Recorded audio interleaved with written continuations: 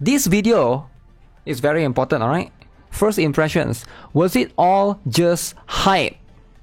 Zenless Zone Zero. Was it all just hype, guys? FG3000 is a gacha gamer. 40 million like myself. Okay? So let's see. What does he has to say about Zenless Zone Zero? Okay? 64 likes for 200 viewers. Yeah, guys, you gotta like the stream. Like the stream. Okay. Like the video. I'm gonna check this out. Is it too loud or too soft? So what is his opinion about Zenless Zone Zero? I used to watch this guy back then when he played Exos Hero. That's a while back, man. Exos. Can you guys believe Exos Heroes? So after 40 million pre-registrations, Zenless Zone Zero just launched yesterday to a ton of hype. But it's 50 million, right? Right now, it's 50 million downloads. That was the old one, right? But that was a new one. His face is a quarter of a video. We're playing through multiple different betas and now launch. Here are a few of my thoughts. So one of my biggest criticisms when it came to past HoYoverse games has got to be their character design. Now, their character design is not bad by any stretch of the imagination. I always just felt that they were just a little clean, a little... Wait, look at these lollies! Klee, Chichi, Nahida. This is very interesting. He basically going... Wait, Sinora is that tall? That is insane. But yeah, very, very interesting. FG is the stronger. Clean Wu. Okay, can we calm down a little bit? Can we calm down? We just focus on the topic that is being said. Alright? Let's focus on the topic that's been said. Does he have more lollies than Genshin? I think so. Samey and quite conservative when it came to like overall body shapes, which hey, I get. It made sense in those worlds. However, with Zenless Zone Zero, you have a fresh IP, a fresh world, so finally HoYoverse has a clean slate to really show off what their character design teams can really do. Because for me, a hero collector can only be as good as the heroes that you can collect, and Zenless Zone Zero's cast of characters is by far one of my favorite they've ever put out. This is one extremely diverse cast. Oh, okay. So he is his favorite. Okay, I was about to say, does he like it or does he hate it? So he likes the diversity of the characters. And I agree with him on this. I feel like Zenless Zone Zero is pushing the boundary in terms of the body types, because especially like Ben Bigger, for example, right? Do you see fat guys in Honkai Star Rail? There's no fat guy in Honkai Star Rail. There's no fat guy in Genshin. But there is in Zenless Zone Zero. That's already a +1, right? At least you get that. Which is, even though it's just one character, probably, I don't think they will put more fat guys in the future. Even though it's just one character, you already get more body types than the traditional Genshin and Honkai Star Rail, for sure. The characters, y'all, from different body shapes to different species, all the way down to the bang boos. Yup, that's Ben Bigger for sure. Now, a very quick version of the early plot. In this game, you are not a hero of prophecy. You're not the chosen one. You're basically a 9-to-5 worker running a struggling niche video movie store, which is why you and your brother have a side gig running commissions. And I kind of like it, actually. I know some people might not like it. Some people prefer like the old traditional, oh, you isekai into this world, you lost your memory, and then you basically, okay, you're trying to find out who you are in that world. Oh, but you're someone that's actually important. I think that sort of storyline, like Wuthering Wave kind of storyline, is super overblown. And I actually like this kind of approach. It feels more relatable because this is something that, at least for me, right, I feel like it's more relatable to the real world of what we live in our current world. Okay, you own a video store and you also are a hacker. So you belong, or you know, you have this business that you're running on the side. So it's definitely something more different. All right, it's not really a good or bad thing. It's just depending on which one you prefer. But for me, I prefer something that's different. All right, at least something that I've never seen before in other gacha games. In and outside the hollow to try to make ends meet. So right off the bat when you're playing this game, everything just feels quite a bit lower stakes, at least early on. I would say that most of the story up until this point plays out like a slightly more interesting anime filler episode, you know what I'm talking about. So your main story is broken up over 3 parts: the actual story scene, the TV exploration mode, and combat stages. Now combat in Zenless Zone Zero, in my opinion, is beautiful, organized chaos.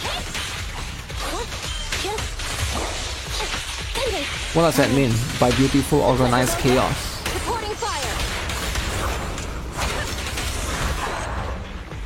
Oh, he got Soldier 11. That's Now, pretty the good. easiest way to describe combat is that it's all about your enemy's daze bar. Once you get that daze bar up to 100%, you're going to stun your enemy and do tons of damage. Now, in order to get that daze bar to 100%, you're going to attack your enemy with basic attacks on your left click. Those basic attacks build energy, and once you have enough energy, you can EX your special attacks to do even more damage and trigger chains. Now, although your non-EX specials have no cooldowns, you're almost never going to use them. Now, once a dazed enemy is hit with a heavy attack, here come the combo chain. This so you makes can combo. ZZZ's 3-character combat, while familiar, actually feel quite different than similar games. Because these chain attacks I wonder if he's going to talk about the ultimate. Is shared by damage. You're gonna build up your decimal rating, and once this hits 3,000, you know, the best number, at that point you'll be able to unleash your ultimate. 3,000, yes.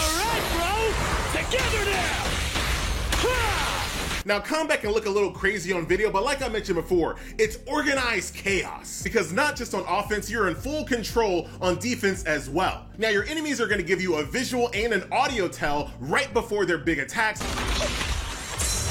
Yep. And hitting spacebar during this window will trigger a perfect assist. Now, there's a bit more nuance that goes into the perfect assist and the perfect dodge systems, but for the sake of this video, just know that the timings are quite forgiving. So just know you don't need to be a pro Sifu or Elden Ring player to enjoy the perfect. Actually, no, depends on the enemy. Some of it is quite tight actually.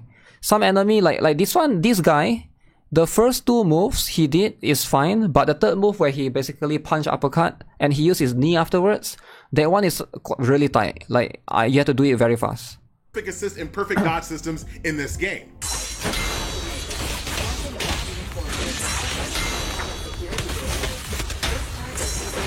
Wait, which boss is this? Now, the third part of every main story segment are the TV puzzles, which even in the reduced state is still my least favorite aspect of the game. He's gonna, For me, it just feels so jarring doing a couple of minutes of combat, going back to the TV puzzles, couple of minutes of combat, back and forth, even though the story does have an immersive reason for doing so. Although I will admit there's lots of variety when it comes to these puzzles as you move along, so I don't think that the puzzles that you see early game are going to be the same exact puzzles later on. Even though this is not my favorite gameplay mode, you can absolutely tell that Hoyo did put a lot of effort into this gameplay mode with different creative gimmicks. It's still very high quality, right? Memory game shows and using special TV drama, but like TV I mentioned drama. before, this gameplay mode has been reduced over the course of multiple different betas, and even now has a speed up function to help you blow through it a little bit faster. But for some reason, the game routinely turns that speed up function off. Now, outside of the main story, you have commissions. This is how your main characters basically make a living. Explore commissions are kind of like side story quests. You have a short story, some puzzle gameplay, and there's combat as well. Combat commissions, on the other hand, are all about combat, no puzzles. So you have boss. Yeah, I mean, at least for people who like combat only, you at least have the combat commissions. I think it's something for everybody still, right? It's not like you get left out. Combat commissions is not, there's not a lot of them, but still you have that, right? Combat, time combat, protect the thing combat.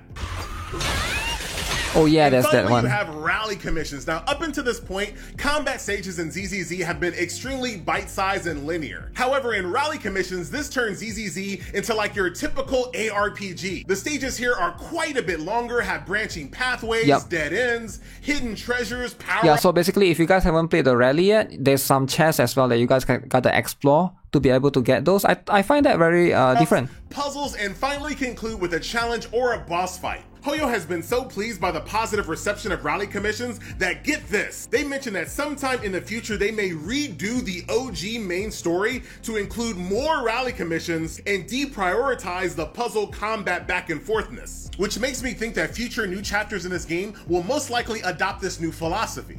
Now, you've no doubt noticed the overall... They're gonna reduce the TV and add more rally? Damn. I mean, like, I'm not sure if I can just trust him. Where's the source though, right? Did Hoyo actually say that? Did they mention that in the interview? Huh. Aesthetic and atmosphere of Zenless Zone Zero. Everything is quite construction-y with a mechanical feel to it, even down to the enemies themselves. Now, do keep in mind that Zenless Zone Zero is not an open world game that can be a positive or negative depending on how you look at it. So basically, the world of Zenless Zone Zero is a series of hubs connected with loading screens in between them, which your very first main hub section he actually go to the metro station. But even if you're the type of person that prefers open world games, I implore you to give this world a chance. You might not miss it as much as you think you might. The areas in Zenless Zone Zero kind of remind me of the Yakuza Like a Dragon series in a sense. So while the area is quite a bit smaller than... a lot of people keep saying that it's something like Yakuza. I never played Yakuza before. Is it true? It's very similar to that, is it? I feel like a lot of people like to compare the exploration here with Yakuza. But maybe once more area opens up, it's gonna feel more like that, I guess, because Yakuza is a very big game, right?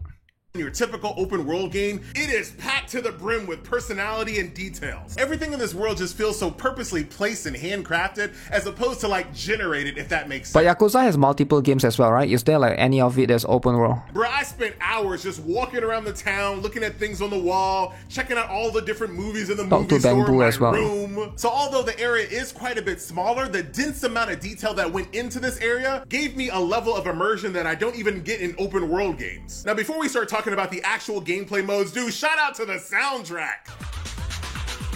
The soundtrack is cool, but why can't we choose what soundtrack to put in the home screen? We don't have that ability, right? Am I right? I'm not crazy, right? I was trying to find that, is there such a thing? But I couldn't find it. You cannot put the soundtrack, you cannot like swap the main home screen soundtrack to the one that you want. That's something that they will add later on, sure. But I feel like it's so cool to have this. This one is basically you have to go to your bedroom upstairs and you can basically hear the songs and stuff. But who does that? Come on, like just let people like choose the specific music they want on the home screen. Like Honkai Star Rail at least has that, right? Now, I'm a little biased because I'm a gearhead, but dude, I love this soundtrack. It gives me like early Need for Speed Underground vibes. Get ready. Derail all the day. Sound, the English voice acting is just yeah, we got some standouts like Billy and Nicole. Be the big wait! Put your blade down. I feel like the English voice acting is pretty good. I don't know. I feel like it's. I don't know if it's better than Wuthering. I feel like it is. I feel like the English voice acting here is pretty good. Some of the voice is a little bit muffled. I don't know if that's like the microphone they use or not. But it can be clearer to a certain extent, I feel like. And Ambi, who shows Cruel Games the correct way to do a monotone character. Yeah, I'm talking to you, Yang Yang. Ryan Reynolds to do Billy? Wait, really? He looks a lot like my colleague, Billy Kidd. Main character Belle's voice acting is just average, but I am not a fan of Y's Wait, Billy is voiced by Ryan Reynolds? No way, right? You're joking, right? Come on. It's not, no way. voice acting. It just comes off as slow and just trying too hard and making every scene, even if it's not warranted, That would be insane. For some reason. If that's true, that would be insane. Did I hear you right? No one knows where it came from? Which then leads me to the overall storytelling itself. Again, at this point, there's no They massive should hire The Rock to do voice for Ben Bigger then. hero prophecy story going on, right? So most of the story that you're going to experience early on in the game is just going to introduce you to different agents around the world, which like I mentioned before, mostly feel like side stories or anime filler episodes. Which, hey, for me is absolutely fine. Once you kind of make yourself the most important chosen one in a story, it's really hard to go back. So I'm going to enjoy these times where I'm just a Joe Smo just trying to run a video store. So my only real criticism when it comes to the storytelling is the same criticism I have across multiple different games. It's the pacing. Now, I don't have any facts to back this up, but I feel like Hoyo told their writers, hey, if you have a character in a scene, make sure they have some lines. Which doesn't sound bad on the surface, but it makes some scenes just feel overly explained for no reason. Here's a quick made-up example of some of the over-explaining. Let's see some example. A character will be like, hey, we should go to the store. Another character will agree, you know what? That's a good idea. Let's go to the store. Then another character will be like, all right, it's settled. Let's go to the store. Then later on, it's like, okay, we're almost to the store. Yeah, I can see the store in the horizon. Then you get to the store. Finally, we made it to the store. Yeah, the journey to the store sure was treacherous. Like, dude, do we need all of that? But like I mentioned, ZZZ is not the only Is this, I never feel that. I never feel like the story is like, basically it's trying to say like a lot of the characters stop, making it like the story feels stretched, but I never feel that way. The story feels okay for me. The pacing seems okay for me.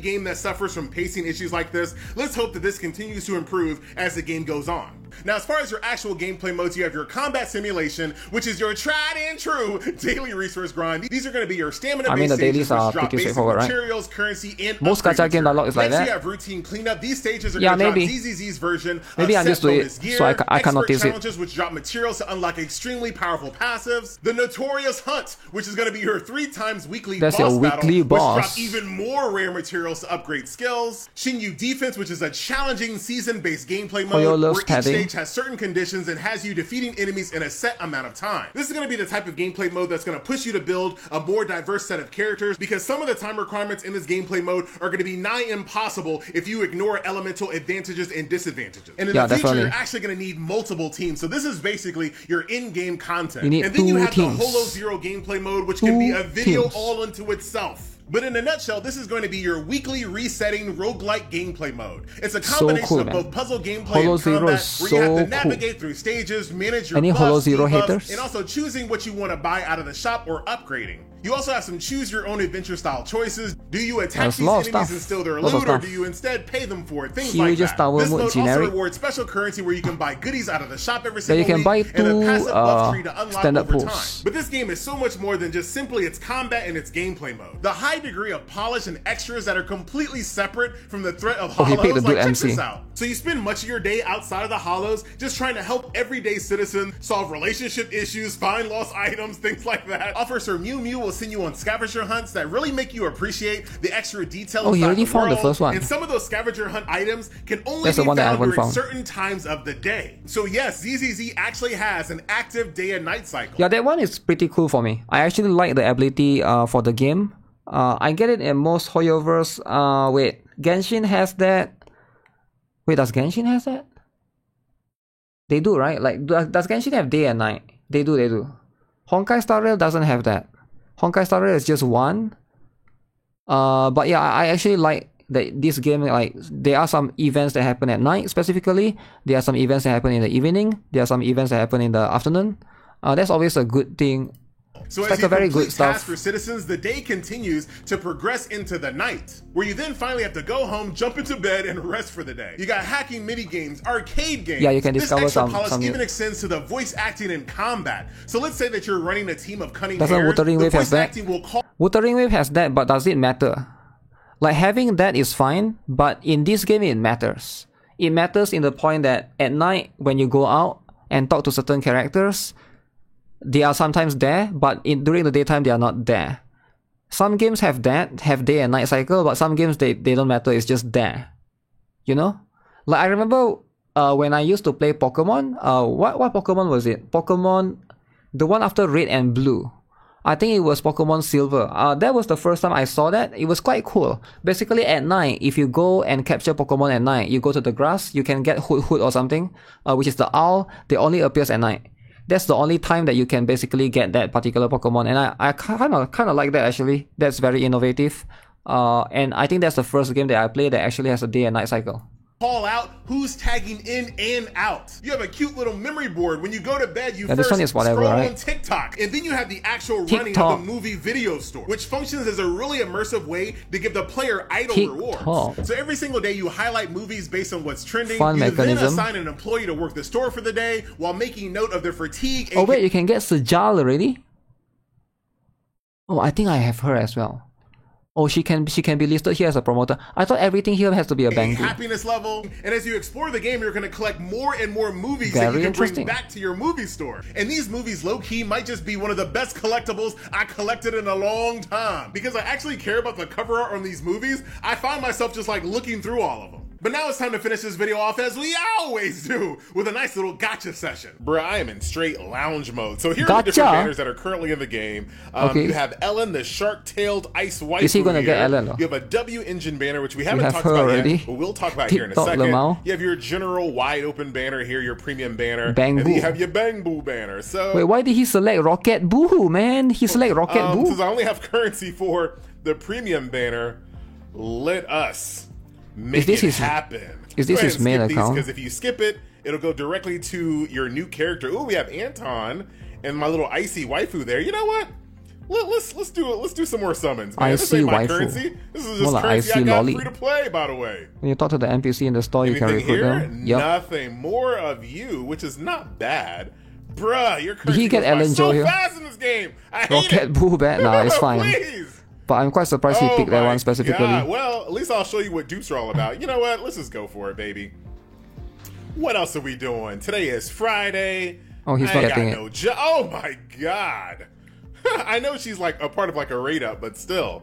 Did he wail for the game? Oh my, that's it, dude. It's not a currency. I'm out. Oh, okay, so he real quick, didn't. we'll talk about the upgrade process of the game. I think you he can see basically here, just as far as leveling up your played character, through very straightforward. everything. You have EXP currency that'll get you to your max level. Once you hit that max level, you will need some breakthrough materials to go beyond Going that. broke As for far as my my IC amusement. support waifu over here, you saw that we got a bunch of dupes, and those dupes can be Butler used is to unlock future-proof. even more actives and passives. Very straightforward. I'm not telling you anything you haven't seen before. Next up are your W engines. This is basically the foundation of your equipment system. And as you can see here, I have multiple different W engines that all have their own. Now this one I think is definitely way more forgiving than Wuthering Waves one. You can go for 4-piece and 2-piece. It's going to be much easier. I like it. Like I know Wuthering Wave, we've talked about this, right? The ecosystem is like you want to get the specific one. You know, you want to go to 4-3-3-1-1 build, but I feel like overall it does feel like the system here is going to be much more forgiving. Like there's much more like leeway for you to be able to put. Basically, I think the 6th slot is going to be able to give you the I think the 5th or the 6th slot These could be leveled will be able to give you the elemental damage bonus. up exactly like characters, so there's special currency to level up the W engine and of course break it through. And there's also a very nice quality of life that'll allow you to add all of your dupes inside your W engine to max out the stars. And beyond that, you have your set bonus pieces. You can see here I have a thing called the Shock Star Disco. 2-piece set so increases he my already unlocked impact, that as well. and then my 4-piece set gives me a 20% more days to Simple the main build. target based off of these factors. Each character also has a bunch of skills, as you can see here, and these can also be upgraded once again using in-game materials. Oh yeah, and the then some of the craft higher level content that is we built talked into about the a little game bit as well. earlier in the Very, video very good. are going to drop these pieces of purple gear, which will allow you to unlock even more of these core skill enhancements. So there you go, my friends. I am quite enjoying Zenless Zone Zero. Let's go ahead and battle this newborn dead-end So it's a butcher positive who has a review. weakness of ice and ether. So we'll go That ahead and is set up our insane. team as such. We'll do one attack unit. I thought he over was going to here. hit on the game. Ice support, who I haven't completely Wow. leveled up, but I should be fine. Nicole I is wasted 4 ether. hours We didn't echo really farming. talk about the Bang Boos, but the Bang Boos are also going to Echo provide farming. even more passive stats and additional damage on the battlefield. Yo, he's a Shark Boo abuser. I see. Shark Boo abuser. We're just going to go for you at the moment and jump on into combat. Yo, he has the same team as me. Woo! He also got Dude, the Nekomata. combat, it really just feels quite good. He also has Nekomata. Alright. They call him a Hoyo Shield. Wait, is he Watch a your Hoyo back, watch your Shield? back. So Goes he's the a Hoyo chains. Shield, is it? The enemy is going to be taking Gogura. 150% more damage at Gogura. this point. We're not actually fighting the boss yet. This is just like the warm-up. This is the opening act. Yeah, this is not the boss. Let's go ahead and switch He's doing the characters weekly and boss, do right? A little bit more EX specials while you were taking enhanced damage. Ooh. I don't like that. Woo! My chili waifu! Here comes the ultimate. Ah, I didn't mean to use Nicole's, actually. That's alright. I feel like it's a bit waste that you put 2 supports though, but it's fine. Ideally, you want to have 1 stun in your team to be able to build the days 150% more damage. gauge bar You've been faster. shattered, baby. And then here is the boss. Is he going to show the And entire that is fight? where we're going to leave it, my friend. So, nice little look at Zenless Zone He's not going to show the entire fight. Zero! I'm having a good time, can't you tell? Damn, he's having a good time. Alright. We're not actually fighting. Alright, that's a pretty fair review. I think it's a pretty fair review. I wasn't expecting a positive one. Because when he put the thumbnail, the title, I thought, will it all just hype? I thought it's going to be a negative review, right? But let's see then. I like the combat as easy, but the issue is there's just 5%. There's a question mark on the card. 10 out of 10 review. I like your first impression. Okay. I agree with the character design. It feels refreshing than the usual standard cookie cutter. A more casual PGR is exactly what I was looking for. Casual PGR. Okay. Very interesting. Honkai Impact has Booba too. No haters, guys. Everybody is loving the game. Positive. Positivity, guys. Positivity. I got clickbaited. Clickbaited. Damn. Clickbaited. Here's a video if you guys are interested to, to watch it and stuff. Pretty cool. Pretty cool. But yeah, that's a fair review, I feel like.